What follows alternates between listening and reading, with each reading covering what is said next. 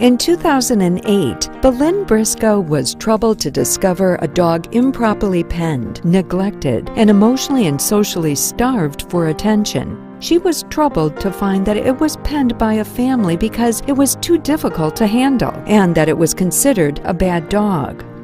Belen was allowed to interact with the dog, provide it with fresh food and water, and work on socialization skills. By the end of the day, the family's kids were participating with Belen and the dog. It was playing with another pet, and the owners were educated about the emotional and physical needs of the dog and the neglectful conditions that led to some of the bad behavior. These are just some of the pictures of some of the animals that we've worked with. This is actually the first dog that I was telling you about that was pinned and chained, or rather just pinned, and she never had an opportunity to come out until we actually helped her to get out of that pen.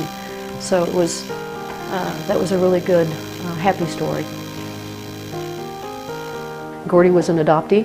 We worked with him for several months. He was a fear biter. We don't know what happened to him in the past, but now he's living with a wonderful family with children, and they just absolutely adore him. With anti-chaining legislation, I became involved in that through an organization that I was first a representative of, and that was Dogs Deserve Better. Dogs Deserve Better is a national nonprofit organization that their mission is to teach about the dangers of chaining and pinning your dog. That a dog is 2.8 times more likely to bite if he's chained or pinned than if he's socialized.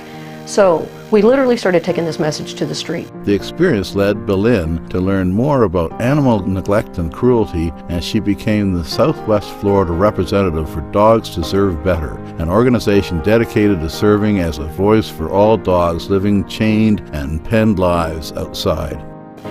So we were able to talk to dog owners, and we were actually receiving calls. I would receive calls on a daily basis about an animal that was injured, tethered, without food, water, shelter, and these were dogs that were tethered in the neighborhood. So we would go and we would talk with them.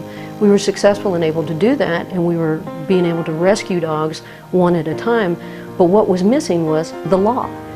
Belen dedicated her time to working with Collier County Domestic Animal Services to implement the Collier County Anti-Tethering Ordinance, which has led to fewer incidents of chaining, tethering, improper penning of dogs in our community. For her magnanimous efforts to help provide care and love that these neglected animals deserve, the Humane Society Naples is proud to recognize Belen Brisco as our 2012 Animal Advocate Award winner.